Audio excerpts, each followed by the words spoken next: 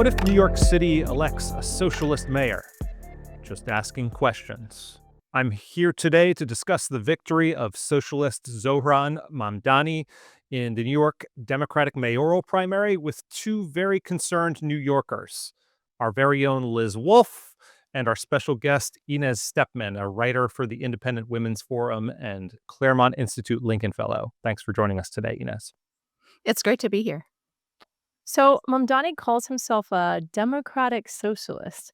But let's not kid ourselves. This guy is a true believer in Marxism.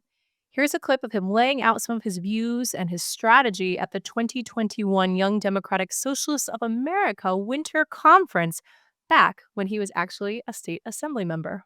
John, can you roll that? We have to continue to elect more socialists, and we have to ensure that we are unapologetic about our socialism. There are also other issues that we firmly believe in, whether it's BDS, right, or whether it's the end goal of ceasing the means of production, where we do not have the same level of support at this very moment. And what I want to say is that it is critical that in the way that we organize, in the way that we set up our work and our priorities, that we do not leave any one issue for the other, that we do not meet a moment and only look at what people are ready for, but that we are doing both of these things in tandem. How did we get here, Inez? I mean, he really is an evolution of the Democratic Party, not a hard break, right? Every single thing he says, even right down to, that there shouldn't be any billionaires on this issue, is merely an extension of what Elizabeth Warren has said, what Bernie Sanders has said, right? Let's not pretend that this is somewhere. I mean, he is radical for the Democratic Party, but he's also just being more honest about the policies that a particular wing of the Democratic Party have pushed for a long time, right?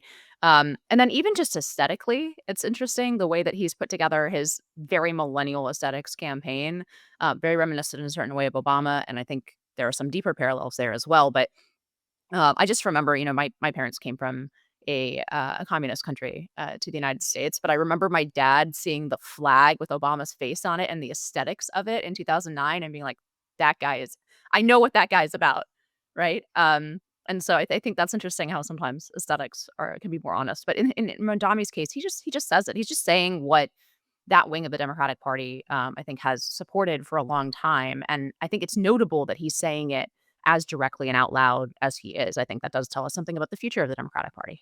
Do you think his supporters actually believe it? Like, do you think that the sort of vision that they have in their heads of socialism, do you think that if even a fraction of these things were actually enacted, do you think that they're legitimate, true believers? Or do you think that they're, people who, if we got closer to that, would sort of flip out a little bit and be like, whoa, wait, that's not what we meant?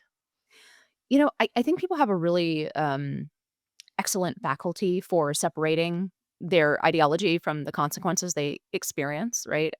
So I don't think there would be a mass revolt among Mamdani voters, even though he represents, he represents the upper middle class voters, right? The voters who are jealous, perhaps, of the billionaires, but are definitely not the people who are actually struggling in the city of New York, right? Actually, I think, if anything, his zeitgeist, and this is very socialist, right, is this zeitgeist of resentment of people who think they deserve to have done better than they are doing, right? It's a very college-educated voter class, right? I think they just simply think that, and we can discuss the ways in which some of the things that I'm sympathetic, or at least to the problems that they are identifying, not the solutions, of course, but I think that is the zeitgeist. It's resentment. They have not done as well as they think, and these solutions sound like ways to get out from under things that they think are holding them back financially or from being successful. So yeah, I do think they're true believers.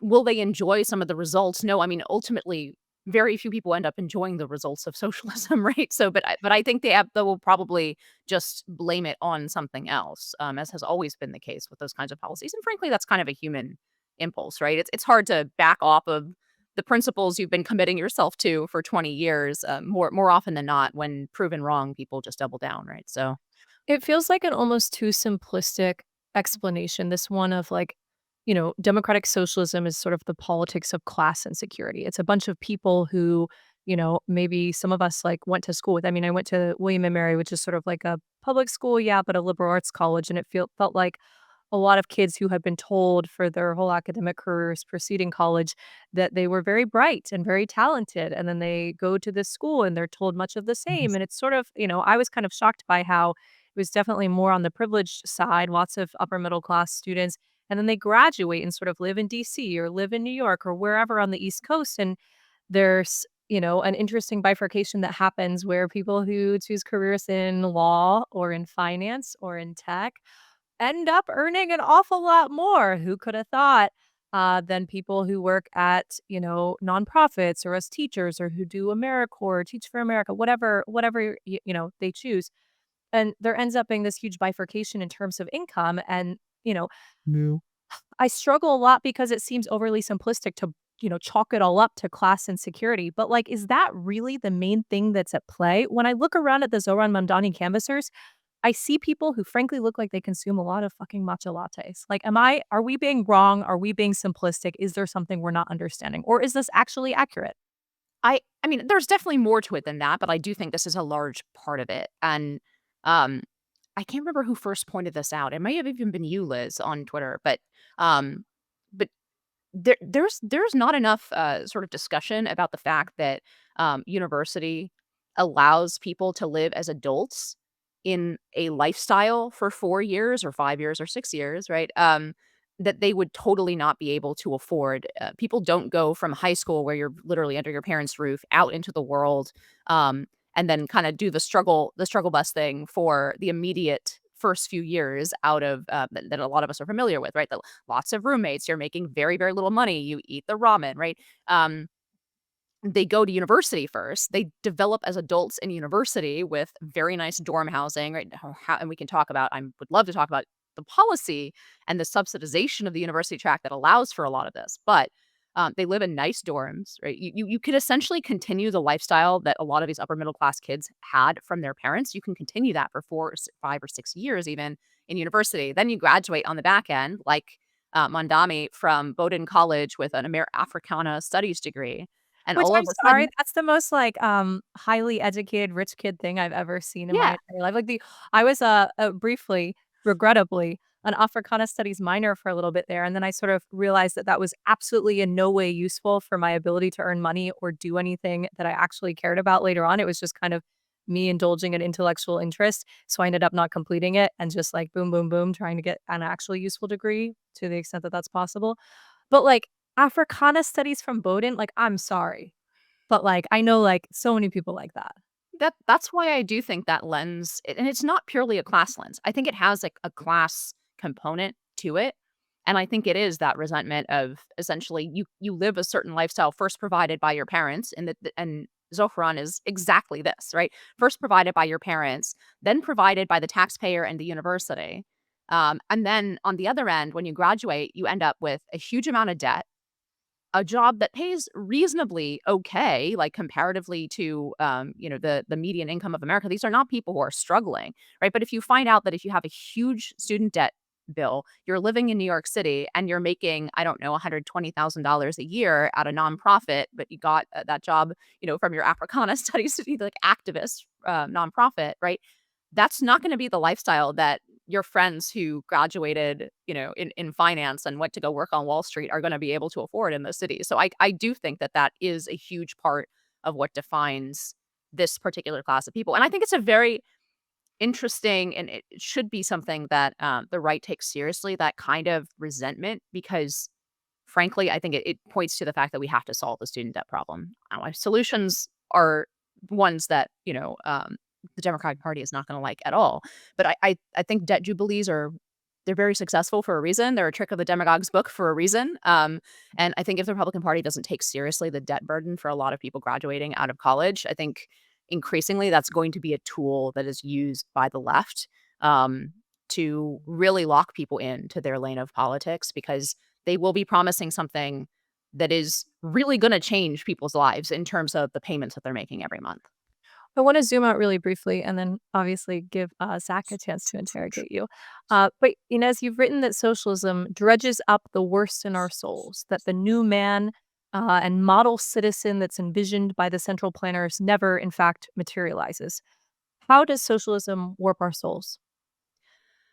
I think whatever you encourage, whatever you subsidize, whatever makes people successful and makes their lives easier, uh, are the qualities that you're going to start to see embodied in society, right? People are susceptible to incentives, right? And when you incentivize it, essentially the worst of us, right? You incentivize it's funny, it's almost backwards. In my view, it incentivizes greed. It also incentivizes a total lack of dignity about talking about any challenges or struggles that you've faced, right? It incentivizes centralizing those in your identity because however many victimhood points you can rack up, however many challenges you can rack up, right? That actually determines your payout and that determines how comfortable a life you lead.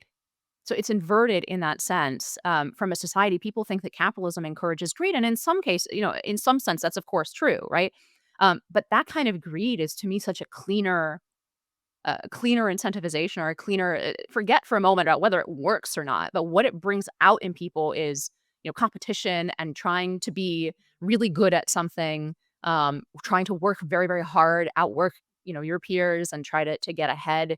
It's not that that's the only thing or in life, or that should be the most important thing in life, even. But um, those traits are so much better than the traits that are encouraged by socialism, which is essentially to whine, to make yourself a victim, to make yourself the lowest. And actually, I think Ayn Rand was sort of a middling novelist in many ways, but I think one of the best things she's ever written was the story of I can't remember the name of the factory in Atlas Shrugged, right? Where she talks about what happened to the motor company that was founded by, Titan of industry and then passed to his essentially Zohran-like children, where they implement a kind of socialist model in the factory, right? A co-op model.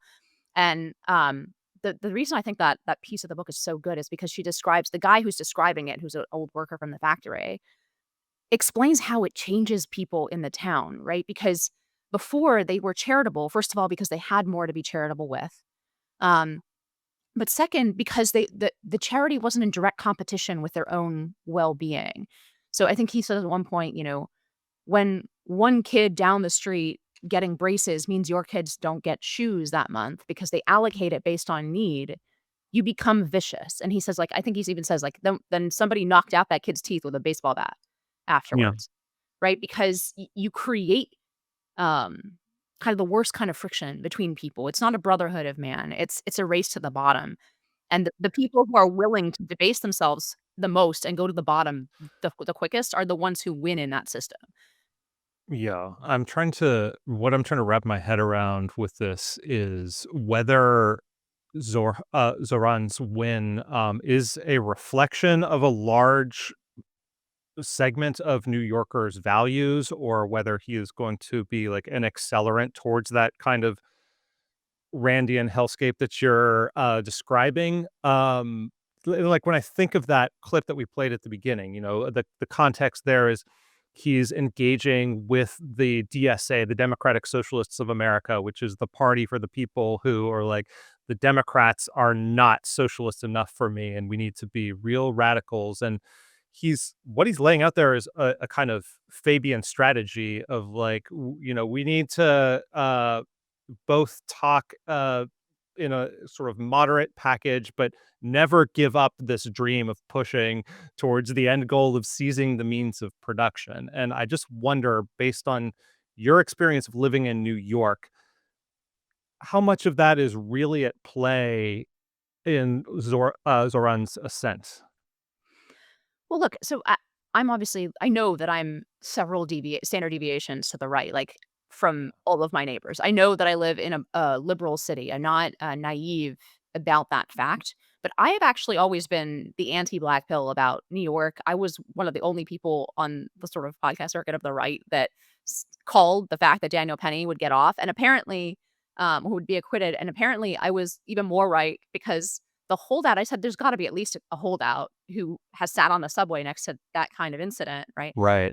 It turned out the opposite, right? Where the holdout was the only person who he only got a mistrial because was one juror who wanted to convict him.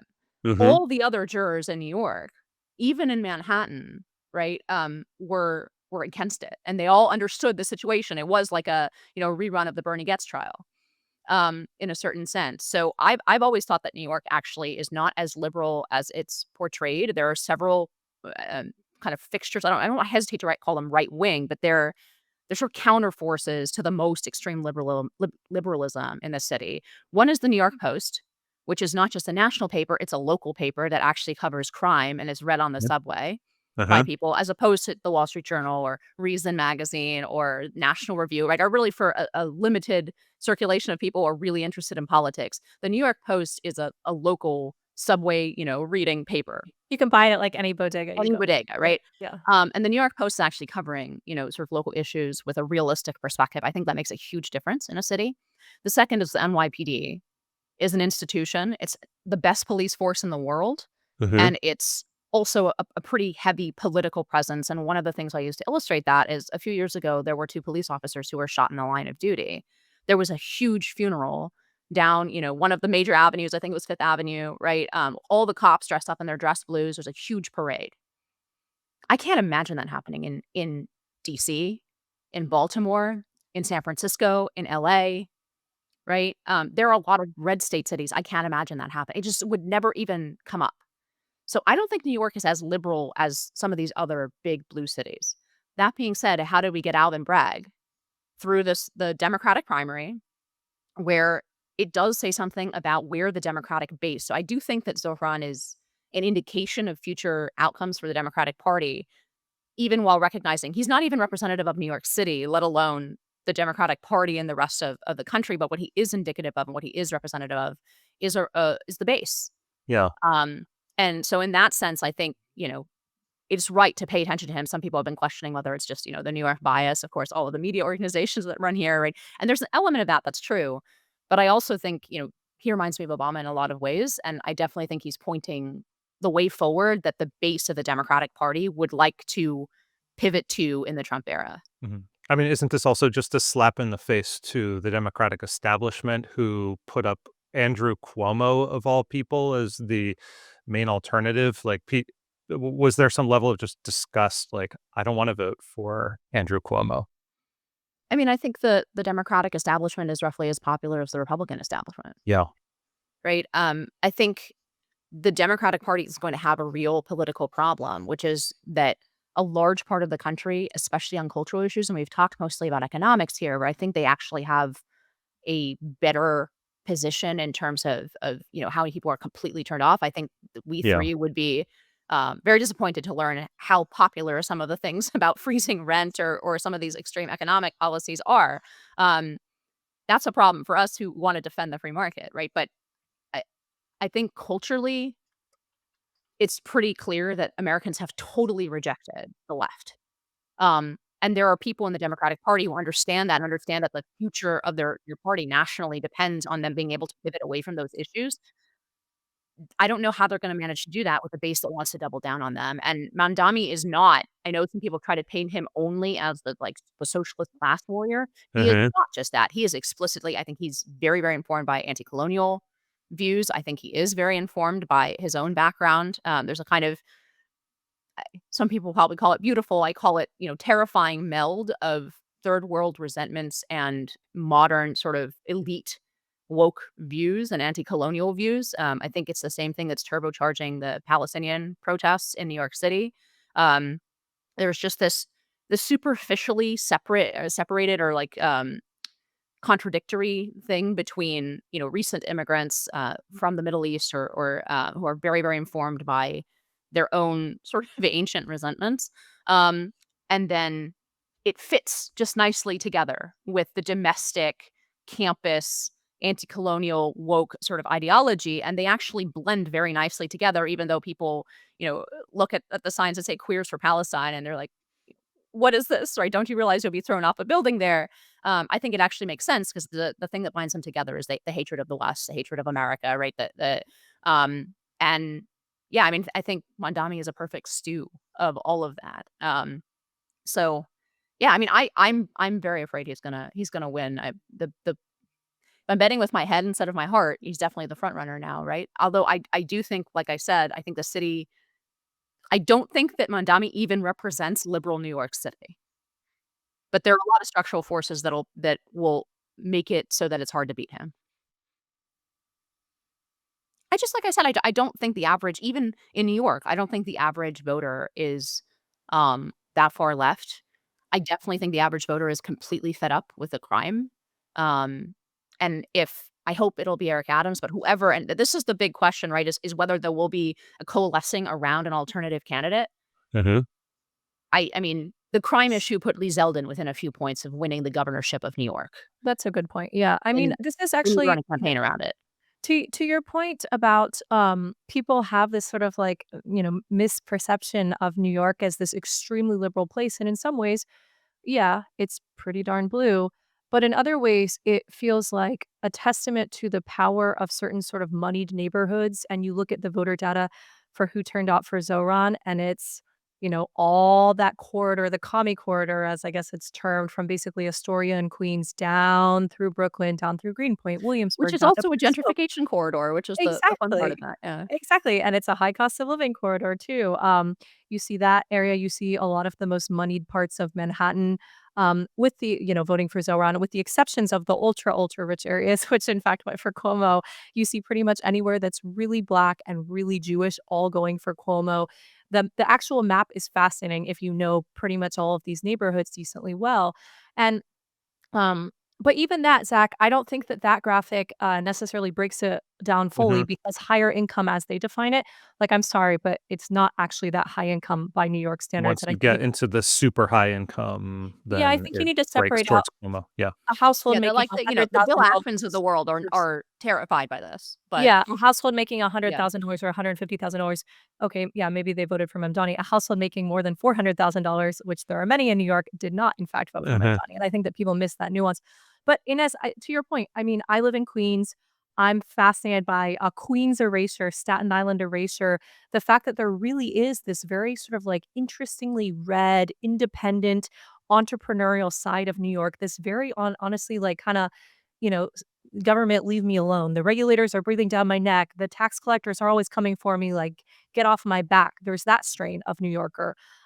It tends to be really old school. It tends to be really Italian or in many cases pretty immigrant. And there's a lot of bodega owners out there who carry knives or carry guns and are pissed off that New York is a crime-ridden place that, disallows them to defend themselves. And I feel like people just think about Commie Corridor, they think about coffee shop Brooklyn, but they don't actually have any awareness of the fact that there's like, old NYPD or FDNY families on Staten Island.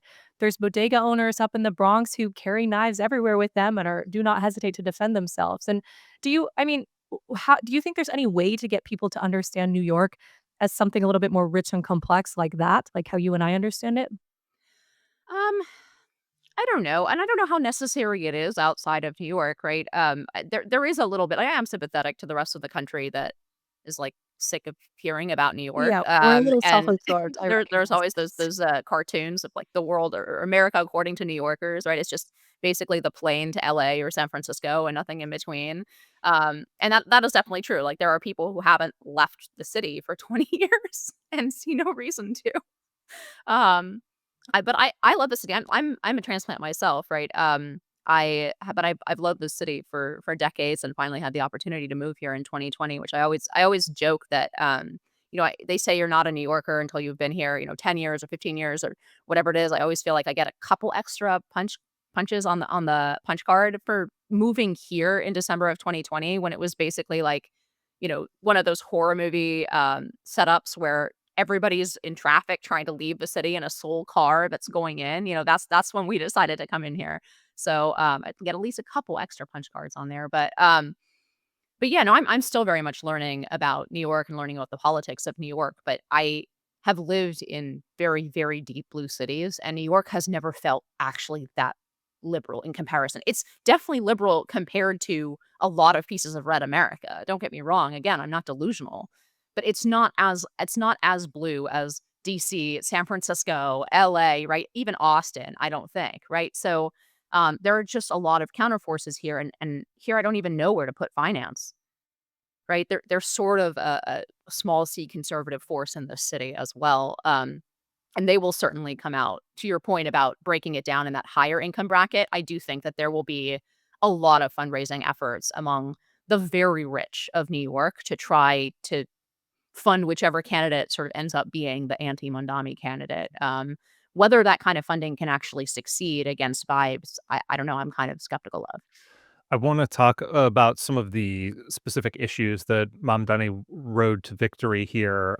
One of the signature issues was citywide rent freeze. De Blasio tried that before in 2015 and 2016. It also happened for a while during COVID.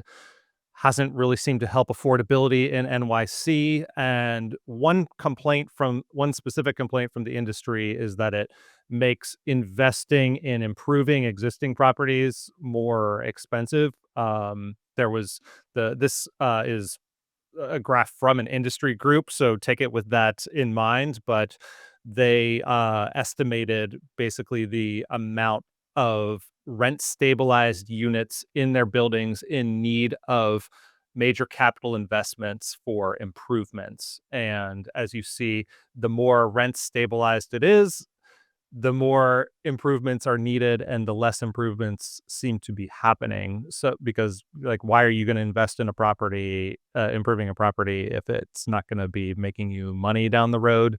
Um, Also, just a concern you would predict, if depending on how long the rent freeze is in place, is that fewer uh, units of a certain caliber are going to be built because it's not going to pencil out. So there's lots of questions about what the long term results would be in a rent freeze. But I want to ask you, I want to lay that context out there, being the libertarians that we are, but then also ask you. I'm a conservative. I want that on the record. Yeah, I'm not a sorry. So, libertarian. yeah.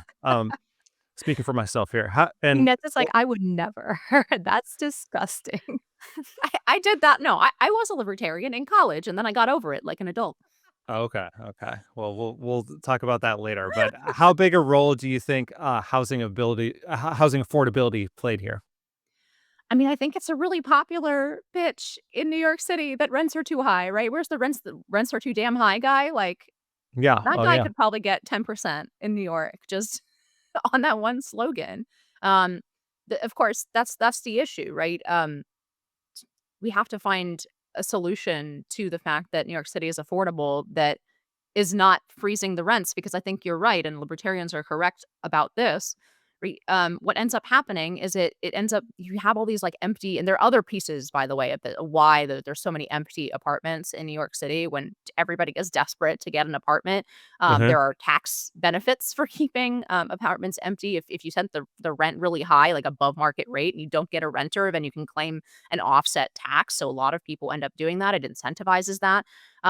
Speaking of de Blasio, I mean, it seems to me that he was basically the king of shady real estate backdoor dealings, that really enriched a lot of his buddies, but while fronting about these policies about freezing the rent and being for the little guy and so on.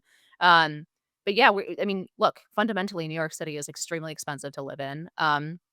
And it's going to be popular. I think that part of his pitch is going to be popular, even Yeah. though I don't think that it works. And I for the reasons you laid out, it just makes it so that a lot of people have to pull their units off the market because they literally can't afford to rent them out and pay and get them up to code, et cetera, and make them like livable places at the rent that they're frozen at. That would just make that problem more universal in the city as opposed to a subset of rent stabilized or rent frozen apartments. I mean, an interesting aspect of this, kind of zooming out to the national discussion vis-a-vis Democrats. There's been a widespread recognition that housing is a huge problem and a huge driver of discontent, specifically in blue cities and states, because it's so expensive. And you've got people like the Ezra Kleins of the world saying we need to embrace the YIMBY agenda. We need to be uh, pushing more market-based reforms. And Zohran is not doing that. To be clear, this is a Well, statement for. Ezra Klein voted for Zohran, didn't he? Like, also to be clear, like, there's a Yeah, total tension here. we should talk about that too, for Okay. sure. But Yeah, I'm ready to spit fire. yeah, Continue. this is what he was interviewed by a real estate blog, who asked him, why should people in the real estate industry vote for you? And he says he lays out his plan, which is to build 200,000 new homes over the next decade, investing $100 billion to do so. Um, that would be $100 billion in tax money, of course. At the same time, I believe the private sector is critical. When private developers come to me with a plan that meets our goals around affordability, rent stabilization, union labor, and sustainability, it will be fast tracked through land use review. So it's like he's speaking the language of like, yeah, oh yeah, I want a fast track development, but laying out all these conditions. It's kind of like a repackaging of what the Democratic Party has been doing for over a decade now. I think they're very connected, but I'm really curious what Liz has to say about the connection between the abundance and the sort of liberal centrists, let's call them, and I Yeah, mean, Liz, tell us. the thing that's bothering me the most of all is that it feels like some of these candidates, Zohran is a great example of this, are able to jump on the thing that's trendy and hot. We also see Gavin Newsom sort of beginning to make noises in this direction. And it would be great if it weren't so insulting, especially like Newsom is somebody who has had power for many years to solve a lot of these issues and has really abdicated responsibility on this front repeatedly. Zohran Mamdani, you look at this plan, he just outlined a bunch of things. I mean, Zach, pull it up again, Yeah. that will make it hard for developers to actually develop buildings. I mean, as long as it meets goals around affordability. Okay, so that means they designate a certain number of units in each development that are quote unquote affordable. Rent stabilization. Okay, so what stipulations do they mean exactly? They mean these units won't be subject to market forces. Union and labor. Oh my God, you just made building costs skyrocket. What developer in their right minds could look at this and say that this is a legitimately market friendly housing policy plan? I think the YIMBYs are frankly being hoodwinked by candidates like this. And like speaking the language of YIMBY because it's trendy, speaking the language of abundance because Ezra Klein said so. I get it. That's a great ploy to win those upper middle class voters in Park Slope. But I think they're not being very smart about this. And I'm a little pissed off because I think our housing crisis legitimately can't wait. That's Yeah. all. And I mean, just to be clear about, so Ezra Klein on his podcast, what he said was that he did not rank Cuomo because he was offended by Cuomo weaponizing the kind of Israel Palestine conflict against Mamdani, and that he voted against his own economic self-interest, implying that he supported for Mamdani. So yeah, there is something a little bit rich and disconcerting about the kind of face of the abundance. We're going to embrace pro markets movement, kind of giving, if not endorsing, at least giving a wink and a nod that that I this mean, is rent okay. stabilization and rent freeze is part of why housing is so expensive in New York City. We have, what, 2 million people who live under that regime who benefit from it. And then families like mine and Inez's can't afford to live in a lot of the neighborhoods that I'm sure we would love to because housing prices are not actually subject to market forces there. Like, it's a total farce, in my opinion. I don't know. Inez, what do you think? Like, are these candidates getting hoodwinked? Or are YIMBYs getting hoodwinked by candidates like Zohran? I don't think they're getting hoodwinked. I think it's look, I have a heuristic that since I transitioned away from being a libertarian, let's use that word. I have a heuristic that has literally never failed me, even on the individual level, is people end up voting where uh their cultural assumptions lie, Huh. right? That actually everybody says that it's dollars and cents and it's economics and et cetera, but I know vanishingly few people who vote on economic issues when it comes to the end of the day, except for things like, I think, for example, that the rising cost of groceries and stuff like that. I do think people vote on those, like that level of economic squeeze does bring people out. But I think if they're even moderately comfortable, people go with where their cultural assumptions are. And I think this feeds in very much the total failure of let's call them the liberal centrists to stop anything of the train coming from the left in the Right. Democratic Party. I think that they will get steamrollered because people simply don't vote on housing affordability and YIMBY issues. They actually don't.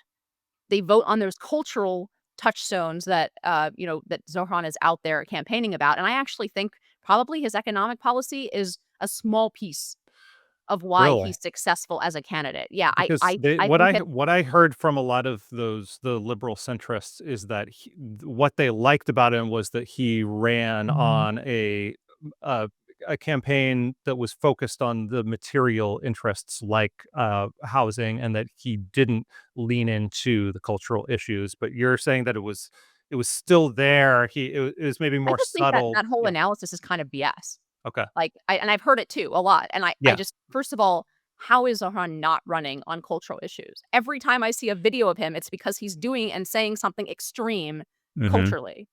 Yeah. Um, I think that that is like wish casting. I think that there is a part of the Democratic consultant class that knows that actually the piece of their platform that is at least moderately popular in America is some of these like big government policies and free stuff. Yeah.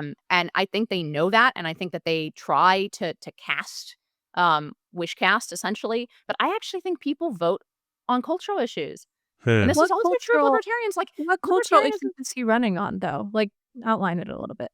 I mean, I think all of the Palestine stuff is very central to how Mhm. he thinks. I think all the anti-colonial stuff is very central to how he thinks. I think it's the new iteration of the defeated wokeism, whatever you want to call it. I think it represents the doubling down on a lot of those issues. And down the line, he hasn't backed off of a single one of those radical cultural positions that Americans rejected in 2024 by electing Donald Trump again. Right? He's doubled down on every single one of them, whether it's free healthcare for trans people or right, and Mm. he's every single step of the way, um he is actually talking about those issues all the time, and I think he's communicating. I think basically the culture war is in many ways the big tent, Mm. and it is the thing that people gravitate towards even as they talk about YIMBY issues or housing affordability or anything else. And it's not that I think those issues are unimportant. It's just I actually think the appeal of the political appeal of candidates is more visceral than that for the And vast majority of voters. I mean, even on this issue of the on housing issue, he ties it up with some of the cultural, you might call it wokeness stuff that you're talking about. This was a w this was from his website talking about his housing plan, making home ownership more, affordable. We have the links to all this material, by the way, in the description if people wanna look at it. But, this part that I've highlighted, he says that part of his plan is to shift the burden from overtaxed homeowners in the outer boroughs to more expensive homes in richer and whiter neighborhoods. And then he did go on to defend that later when he was confronted, saying that he wasn't specifically trying to make this about race. It just so happens that the richer neighborhoods skew that way demographically, incidentally. First of all, I have to think that that would raise some obvious legal problems if he were to implement such a plan, kind of opening by like openly saying that you might be opening yourself up to some civil rights challenges. But like, is that uh, an example of what you have in mind where the economic agenda is actually tied up with the social and cultural agenda? Absolutely, and he doubled down on it, as you mentioned, right? Yeah. He doubled down on it just this weekend and said he didn't back off from it. He didn't say like, "Oh, we shouldn't." He said, "No, no. In fact, when I talk about redistributing wealth, I'm talking about redistributing wealth from white people and giving it to brown people." That's how he talks about these issues. It's how he understands them, right? And it is wrapped up in that. If you look at his dad, for example, his dad, all of his dad's books are about anti-colonialism. He's like his dad is best buddies with Edward Said. It's the Columbia University professor cocktail anti-colonial cocktail circuit that's, the canonical textbooks are Edward Said's Orientalism and, The Wretched of the Earth, right? Like, Huh. that's the perspective that he comes from, and a lot of his redistributive policies are, couched in that cultural message that why is the US not just Israel, right? It's always the US is also the big settler colonialist founded on genocide on stolen land, right? The idea is that we are wealthy because we have stolen from the rest of the world. And Is and in this city, the whiter, richer neighborhoods are wealthy because they have stolen from the poorer, browner neighborhoods. That is the lens through which he sees politics. And I think it's kind of silly to cabin that and pretend that it doesn't exist and pretend that we're only talking about dollars and cents. I don't think that's how he sees the world. I don't think that's the way the people voting for him understand the cues that he's putting out into the electorate. Is this why one of the reasons you walked away from libertarianism? You feel that libertarians are not noticing these cultural issues or not emphasizing them enough or naive about them in some way? Yeah, I mean, I think, look, to simplify the three buckets of politics in the U.S., I would say that the left thinks that man is good and society corrupts him. The right thinks that man is corrupt and the task of civilization is to build the best imperfect counter to the crooked heart of man that is possible, right? To accept man's flawed nature and try to work around it in a productive way. Um, and I think libertarians too often fall in a third camp, which is that they believe man is rational. Hmm. And while we certainly have rational faculties, I guess, yes, the way that I read Mondami's politics, it's almost a register that a lot of libertarians just don't see, like talking to somebody who's colorblind about the color purple, right? Um, they don't see this cultural messaging, or they see it as incidental or disconnected or something that can be divorced from. And by the way, I think a lot of the liberal centrists that we're talking about, the abundance people, have the same problem. They are not recognizing a register that is fundamental to human politics since the Uh, ancient world. And I don't think we're getting rid of that register of politics anytime soon by appealing to. I think that the theoretical rational man is just about is around the corner in the same way the new Soviet man is, and I, hmm. I just I don't see it happening. I mean, I don't know if I believe that people, if you kind of average it all out, that especially in the realm of politics, that people are always actually acting or responding to rational arguments. In fact, I think you're right that it clearly is not the most important thing in kind of political persuasion. But I don't know, I guess on an individual level, I just don't see the alternative. It's like we need to try to persuade and stick to reasoned argumentation, and like the alternative is just to go into pure manipulation and tribalism, and we should be trying to elevate and like set an example, and hope that like this is like sort of be what you be the change you want to see. Like this is uh I guess that's my approach to politics. That So the I, counter to that, yeah. which I mean, I don't disagree that I think there are levels of tribal demagoguery that are counterproductive in politics, even if they work, like ultimately, right? Um, I want to point to, I think one of the best essays of the second half of the 20th century is by Irving Kristol, and it's a speech that he gave at, I think, the Mount Perlin gathering. So it was Milton Friedman who invited him, right, to critique essentially libertarianism as a political philosophy. Um, and so he went there and he delivered this speech that essentially he rewrote as a column later called Two Cheers for Capitalism, right? But the central kind of thrust of his speech was that libertarianism alone cannot maintain the culture that's required for libertarianism to work, right? Yeah. That the political culture, for example, of the United States at a certain point, um, requires the active shaping of a civilization, of children, of families, of voters that has certain like underpinnings that cannot be maintained by the neutral stance to the political with a capital P that of libertarianism. Essentially said basically what happens when there are the self-actualization and the kind of wide liberty that libertarians advocate for creates people and selves who are incapable of upholding, for example, norms of the rule of law around capitalism, who are incapable of not participating in a pure demagogic politics where everybody just votes for more Gibbs, Mhm. right? And that libertarianism as a philosophy fails because it doesn't have an answer. The answer is just, oh, the government can't do it, right? And it's always just left to this nebulous thing. Well, the government shouldn't deal with cultural issues. It should be, it's kitchen table. It has to be dealt with by pure persuasion. Now, I'm Yeah. not an authoritarian, and I don't believe that every cultural issue needs a law. Um, but politics is a huge part of the way that culture is shaped. The law also shapes culture. It's not just the other way around. And I that is my fundamental objection. And I do think, to tie it back to the topic of this podcast, right? I do think that the pure economic analysis of Zohran is just fails to account for the cultural worldview and ideology that is very clearly not only part of his candidacy, but to me is a central piece. And it's a central reason why people are voting for him. It's a central reason why he's risen up, um, and why he's popular with a certain band of people. And I think it does touch something in us that is deeper and somehow more politically potent than housing regulations.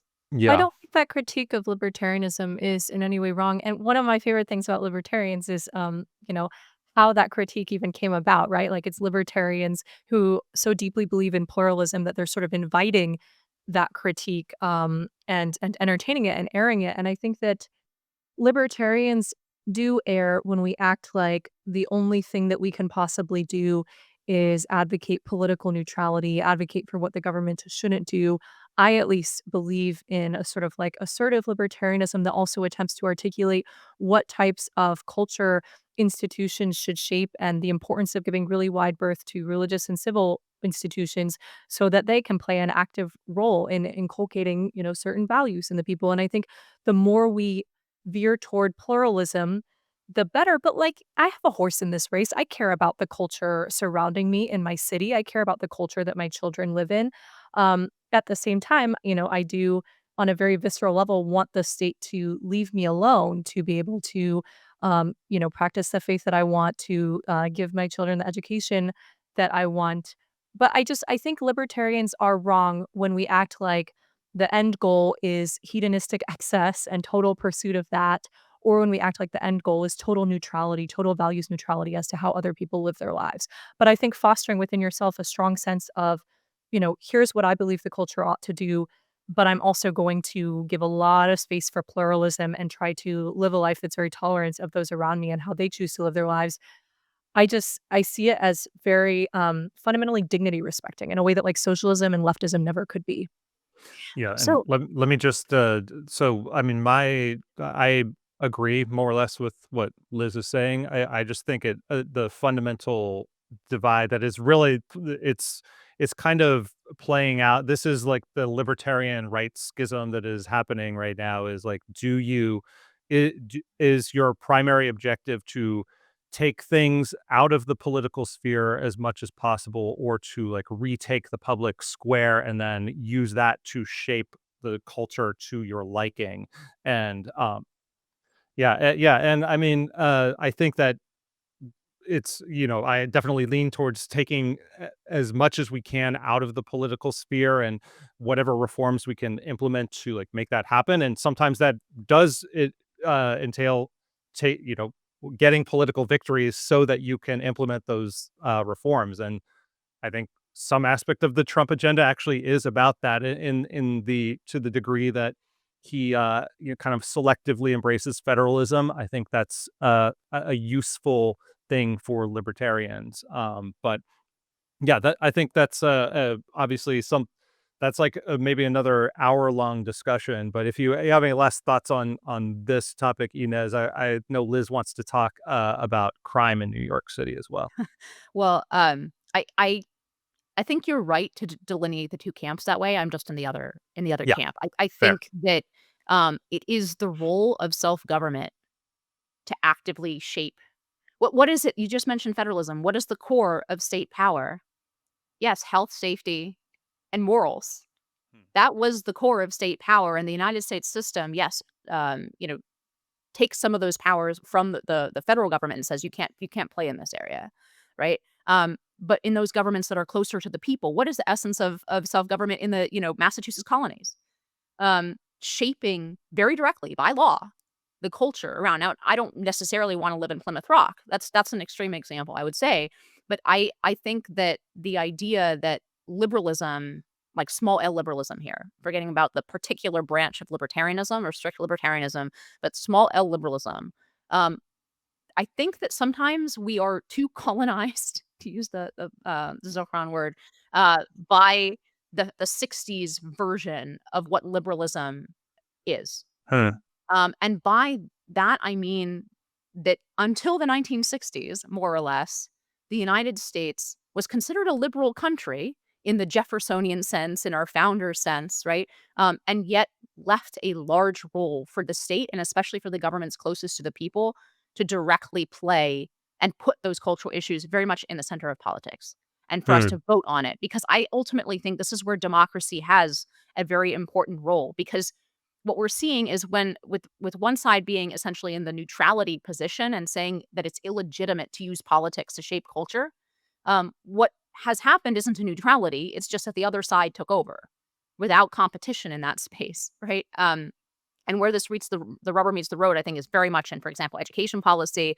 Some of the critiques of some of the state laws that dealt with what can and can't be taught in public schools, right? None of those laws, I think, properly understood, are anti-liberal. They would have all been very much part of the liberal country that was us before the 1960s Cultural Revolution.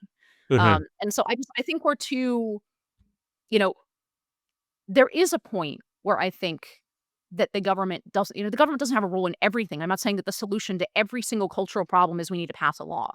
But sometimes it is the solution. We shouldn't be excluding that possibility as a matter of course of sort of principled ideology.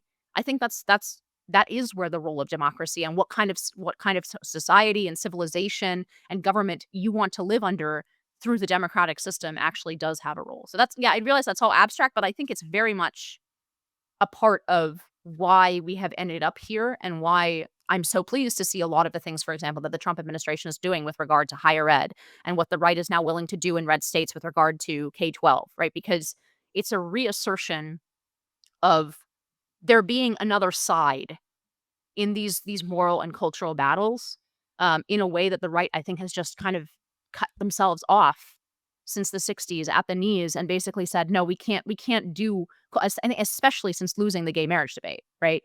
Mhm. Has just been afraid to assert itself legally, and politically in a cultural way that has just been, in my view, a total failure. I think I would agree. I get what you're saying. I am increasingly sympathetic to it, but I think that I would be more sympathetic if I didn't detect this palpable overzealousness from the right. It's like there's this inability to have actual self restraint in some of these areas, and it feels like a specific brand of sort of Rufoism has taken over. When I look at sort of the body that's maybe hewing closest to my actual values and sort of what Zach is articulating with attempting to separate, getting more sort of like politics sort of unpeeled from culture. I look at the way that the Supreme Court has been ruling lately, and I feel very heartened by that. I mean, you even look at Mahmoud v. Taylor, the case, where a bunch of families were suing the school district related to the type of material, which was in many cases a lot of transgender and gender identity related content in the school library. And it's actually very heartening seeing the Supreme Court basically ruling in favor of these parents just having, a little bit more right to sort of oversee and audit the type of material that their children are exposed to. Um, again, that's not like the right wing implementing its exact cultural agenda within the public school system, but it is a decision I think in favor of a little bit more restraint and everybody sort of um, going back to this realm where we actually prioritize what children are learning in terms of like reading, writing, and arithmetic, as opposed to trying to bring a lot of these cultural battles into the public school system. I want to move on though to New York City's homicide rate, if we may. You had mentioned your appreciation for Eric Adams when we were chatting a little bit before this podcast. And honestly, right around the time both you and I moved to New York City in 2020, Inez, New York City did experience a rise in homicide during the pandemic, as well as aggravated assault. And then in the years following 2020, subway system crime in particular was up. The homicide rate did recover a little bit, but we had, quite a few years of really high profile crimes. I mean, we had the woman being set on fire and dying on the subway. We had a terrible shooting on the N train. We've had quite a lot of pushings onto the tracks that have resulted in people dying. A lot of stabbings. We recently had the corpse that was raped, I guess, after he had died on the train. And I'm not sure if the perpetrator was found to that. But I think especially there's something that happens when people are confronted with these high profile subway crimes where there's this sense of like, oh, it could happen to me. It's supposed to be the way that everybody is able to get to work, the way that everybody's able to go about their errands. It's a system where you're confined. You don't really have recourse or the ability to move out of the way. I think it strikes fear in people's hearts because of how vulnerable you feel on public transport. And thankfully, under the Adams administration, honestly, It got crime better. rates are improving a little bit. Subway system crime in particular is bouncing back a little bit. The thing that I keep thinking about is what will happen under Mayor Mamdani. Inez, what do you think is going to happen to our crime rate and specifically our high profile subway crimes? So this is the issue that I'm most worried about having Zohran as mayor Uh, on by far. Even all the I agree with the fact that a lot of rich people and businesses are going to leave the city if he becomes elected, and that's going to be a huge problem for New York. But this is and I don't like his embracing of globalize the intifada, right? Ultimately, that's not something that's relevant, to the day to day in my life. Like he has very little, he has no control over policy in the Middle East, right? I, don't- I and frankly, that doesn't impact my life nearly as much. So, um, yeah, I mean, like, yes, it is I'm downplaying it a little bit. Yes, I do think that it's dangerous. All of these things I think are dangerous. What he's embracing, but the thing that I'm by far the most worried about is the crime agenda. And he keeps backing away a little bit from defund the police, which he said over and over again in 2020. Now he says, oh, we're just going to send social workers in, which, by the way, first of all, is not really backing around. It's just rephrasing it that in a way that sounds more moderate. When you are sending a social worker instead of a cop for the guy who's freaking out on the subway, um, that is defunding the police, right? When you're sending somebody else. And by the way, Bill de Blasio tried it and it was a total failure. So yeah, I mean, I this is what I'm most worried about. The crime is the central, I think, um, quality of life issue in the city. If that is not held down, it becomes unlivable very, very quickly in America's urban cores. And you don't need to go far to see. You don't even have to go back to the 1980s in New York to see what happens when that death spiral starts, circulating. You can just go to a lot of blue cities in America who do not have the police force, to go back to what we were saying in the beginning, do not have the best police force in the world. Even having the DA that we have in Alvin Bragg, and even implementing a lot of the stupid policies that California has, and our terrible bail reform laws, and et cetera, all of these contribute to crime, and they contribute to the problems that we do have. And so I'm not downplaying any of that, but at the end of the day, because there's a cop, a good cop, on the beat constantly in a lot of like blocks in New York City, it's what makes this place livable, right? I live across the street from public housing. There's a fair bit of crime. You know why I'm not afraid? Because we have a precinct on the corner, and every 45 minutes a cop drives by my block.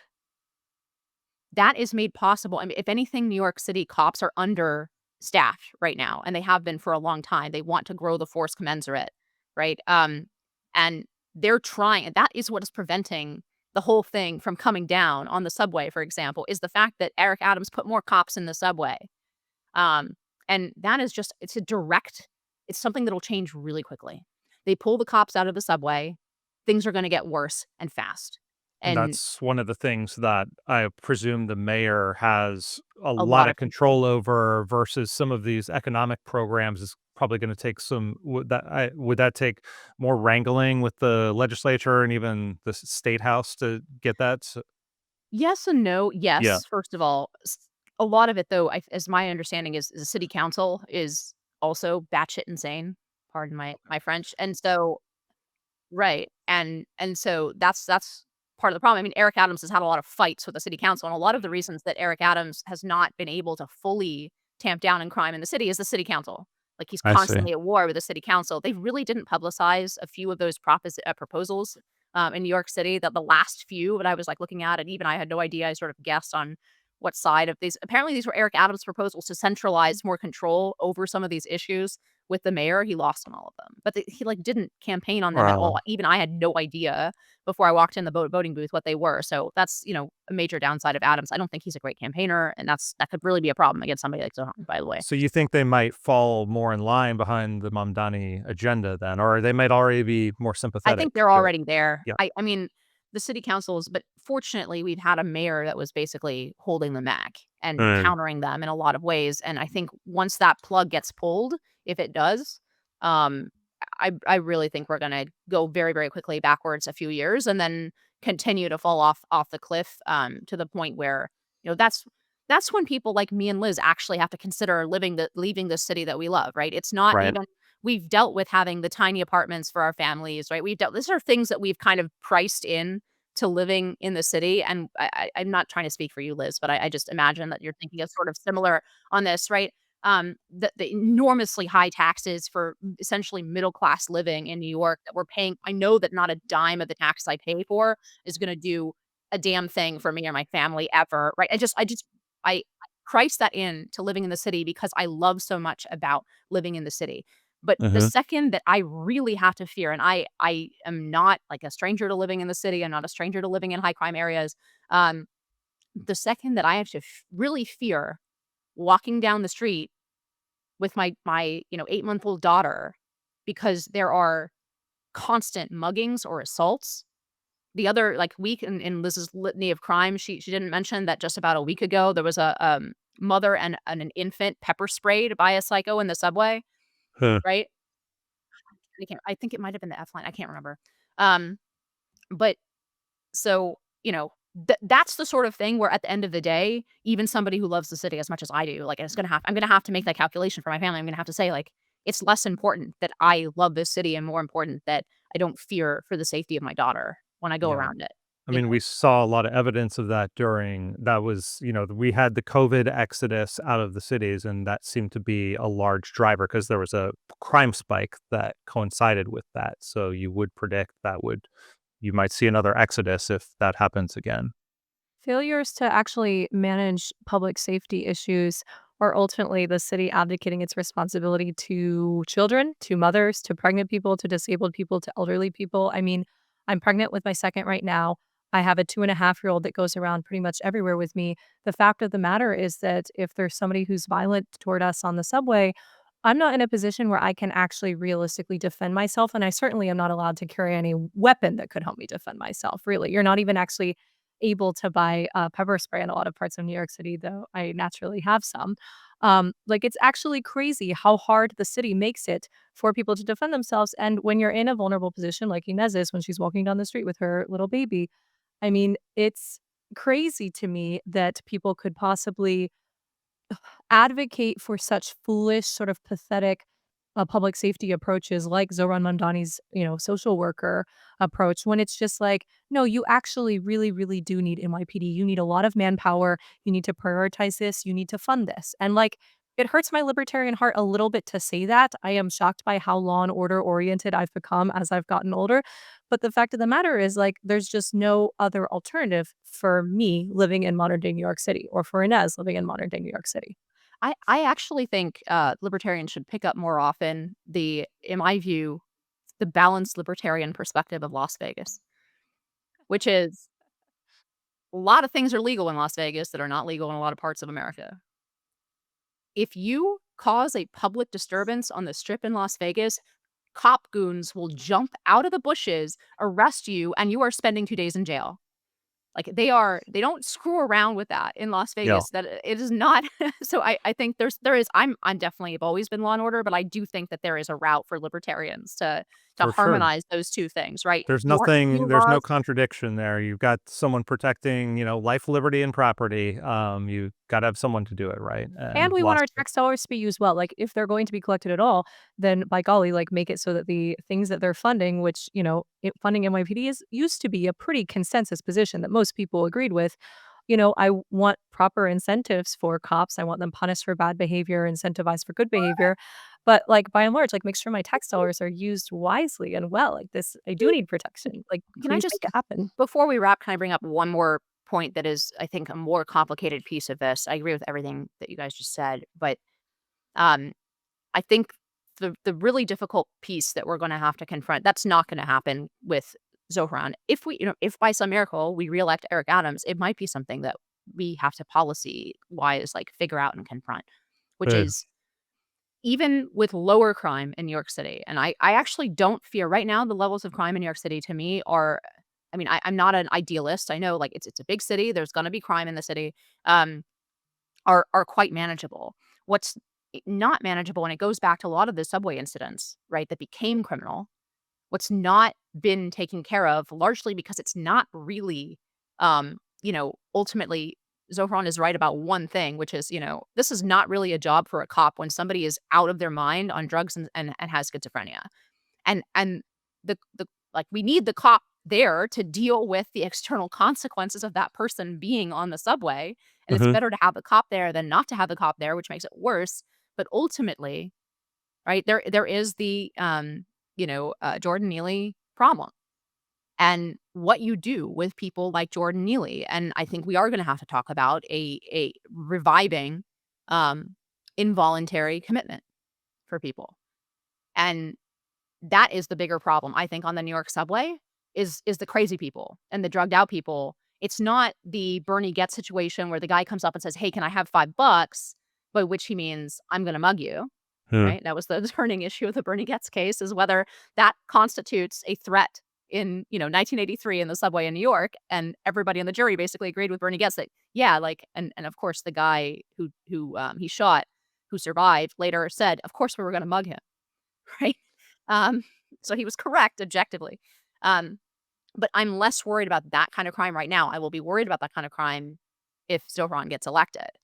But right now, the biggest problem is not people who go out on the street to mug people and rob them or kill them as a lifestyle. It's people who are on a combination of extremely strong drugs and their own schizophrenic problems.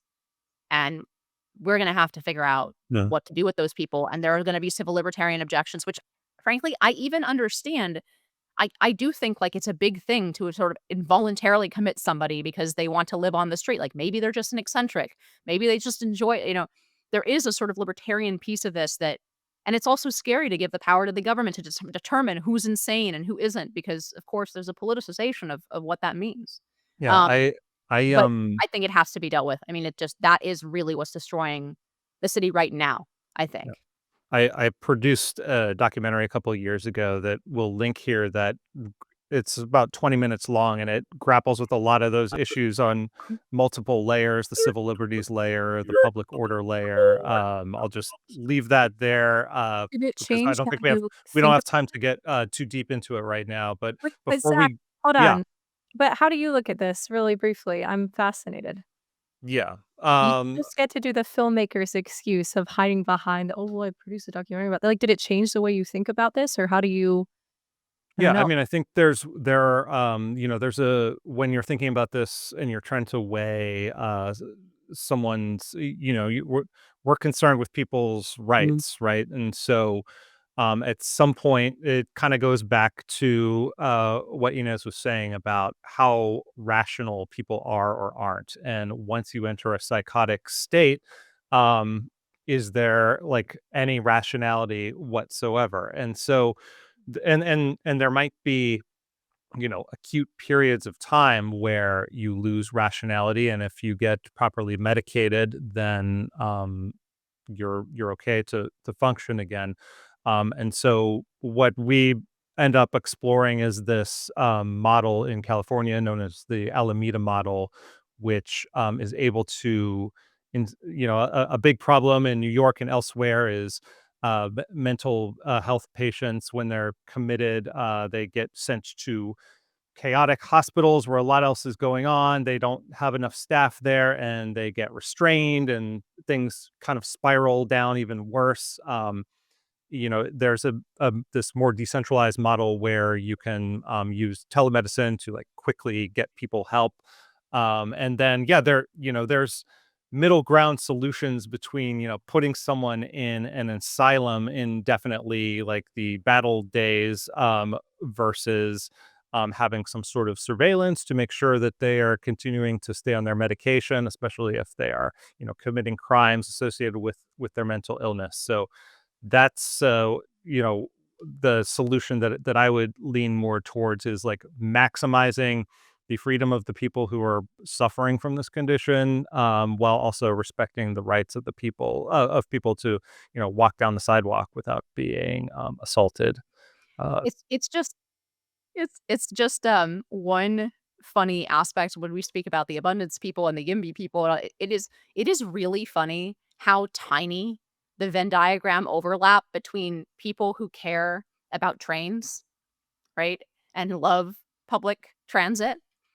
As somebody who I love taking the train. I'm not a plane person, and I hate driving. Like I'm a public transit person. Um, but it's funny how few of those people are willing to address the number one problem with public transit, which is crime and psychos. Like that is the reason that most people don't want to take public transit. It's not only because Americans love their cars, they do, but in New York, like there's lots of times where it's much quicker to take public transit, and people, not everybody hates taking public transit, but they allow crime and psychos on public transit, and that's the reason nobody wants to be on the subway. Like, it's funny to me how few of the train advocates will even mention crime and public order, what is to me so obviously the central issue with people who don't want to take public transit. Yeah, I think there's a small slice of people, the Matt Iglesiases of the world, I think have gone there a little bit. But yes, broadly, there are a lot It's of not zero. I'm so yeah. yeah, for sure. But before we go, I do really want to run this clip of Eric Adams giving who is one of the opponents Mamdani is going to face in the general election, giving a pretty fiery speech the other day. Because I had a question about that for you, Inez. Can we roll that, John? This is a city not of socialism. No. I've been to socialist countries. This is a city where you could come as a dishwasher and you can own a chain of restaurants. This is a city where you can be a cab driver and then become a doctor. This is a city where you could go from homelessness to building housing. This is a city where you could be a young person who's dyslexic, a young person who was rejected, and eventually to be elected to be the mayor of the city of New York. This is the type of city we're in. This is not a city where you use idealism to state you're giving everything to everyone for free. There's no dignity in someone giving you everything for free. There's dignity in giving you a job so you can provide for your family and the opportunities that you deserve. So this is not a city of handouts. This is a city of hands up. We're going to lift up the city of New York. And so I'm asking you, New Yorkers, to continue to stand with me as we move this city in the right direction. I'm ready to be your mayor again. Wow. So I never thought we'd be in the situation where Eric Adams is like our last bulwark against socialism, but it warms my libertarian heart. Does his description of New York resonate with you? Yeah. I told you he's my mayor. I love that guy. I even like that he's corrupt. Because I feel like in this my is the New view, York thing ever. you are allowed to be corrupt in exactly the proportion as you pave the roads, pay the cops, and Hmm. produce public order. Hmm. And in New York City, you can add pick up the trash and get rid of the rats. So he earned that business class Yes, seat paid for by the he may Turkish have government. one Yeah. business class seat and fancy hotel room for every career criminal that he arrests and put in Rikers. That is Yep. my deal as a New York taxpayer and citizen, is he is allowed one hand in the cookie jar for every psycho or criminal he puts behind bars. That's my deal. I don't care that he, he has upgrades and fancy hotel rooms. I I find it to be so relatable because who doesn't want business class tickets, right? Like, I get it. I love Turkey. I just flew the first time in my life, flew business class because I was giving a talk and very nice group paid for my business class seat. I was like, man, I understand why people want to be rich now. It's so much better. that speech, it's really, it's setting the stakes high, and I think they are high. That's the last thing I wanted to ask you about was, this conversation has rightly been about New York City, but if a socialist becomes the mayor of America's largest city, and kind of shines a new path, it potentially shines a new path for the Democratic Party as a whole. Like, how big a deal do you think this is outside of just New York City? Well, first of all, it's hard to imagine New York City without Wall Street, but start imagining it, right? But second, yeah, I mean, I do think so. Yes, there is a way in which this is overdetermined. Obviously, the New York City electorate, in particular, the Democratic primary in a New York City mayoral race, is not reflective of where Americans are more broadly politically. Let's get that out of the way. That's obviously true. But what I said before, I also stand by, which is that this is reflective of where the Democratic Party base is. And right now, the Democratic Party is essentially in its wilderness phase, and they're going to come back as a real opponent at some point. We have a two-party system, right? It's Mhm. not going to be uninterrupted Republican rule for 100 years. So I think this is a warning as to where the party could go. And I think there's going to be a real war in the Democratic Party between, some of the guys like Carville who see where this radicalism, how popular, especially on the cultural side, it is, or want exactly to repaper it back into a economically populist party with moderate social positions. Um, and they understand that they probably like that's their best route forward electorally nationally, but there is going to be a very loud objection from people who they are the DSA wing, right? They're barely attached to the Democratic Party. They're the people who fuel Bernie's bounce, right, in 2016. I mean, Bernie Sanders only didn't get the nomination because essentially the Democratic primary is run like an oligarchy, okay? And they were able to just override the vote of the people. I think that this is the direction. And especially if he wins, and even after this victory over the Democratic establishment in Cuomo, um, I think that you're going to have a lot of candidates and a lot of consultants in the Democratic Party who are going to say, "This is the future. This is the way to go. This is how we beat Trumpism. This is how we respond to Trumpism. It's not by moderation. It's by the Zohran way." Yeah. And frankly, he himself is a very talented politician. I think, Mhm. as much as he instinctively just gives me revulsion to listen to him, even forgetting for a moment about his policies, just, like, instinctually listening to him talk, Yeah. but I felt that Or way if about you see Obama his too, man and on the that was street videos where he's just interacting with people, he's very natural in a way that, you I know, think he's um so fake, but I have to accept that people do not see that.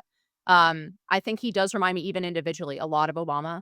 He has a very similar, sort of professor, university system, anti-colonial, third world, weird, worldview life blend. Mhm. And I think there are a lot of parallels, and I think that we would be really dumb not to take this seriously. Both him individually as a candidate and his future in the Democratic Party, and his message and his style and his policies in terms of, a party that's searching right now for what their path forward after Trump will be. I think Yeah, this is gonna be a really attractive way forward to a large part of the Democratic base. I think you're right. I wanna put the last question of the show that we give to all of our guests to you, which is, what is a question that you think more people should be asking? Yeah. That's an interesting question.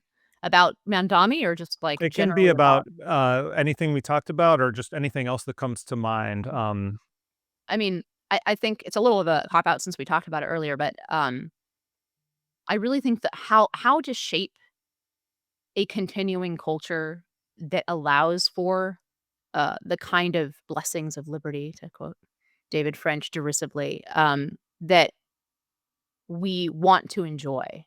I think there is this deep libertarian streak in the American ethos and soul, right? It's the leave me alone streak. It's the Jeffersonian streak. Mhm. There are a lot of other competing impulses in American politics and always have been, but that is there.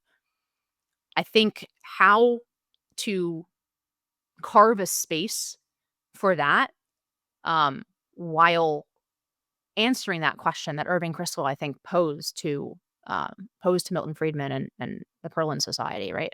Is how to create future selves that actually are capable of living under a limited government, right? The John Adams quote about, our Constitution is not fit for a non-religious people, I think comes to mind here. But it is how to shape people and citizens going forward. And I think we have to really consider that question, both in yes, in a sophisticated way, but also in a very direct electoral politics. How do we write laws about the education system that will produce citizens who are capable of living in a constitutional republic? And I think the right has abdicated on that question for 50 years. And the result is right in front of us in New York City running for mayor. Yeah, I think it's a great question, even if I might have slightly different answers, and it's been a really thought-provoking conversation. I appreciate you joining us today, Inez. Thank you, Inez. Thank you so much for having me.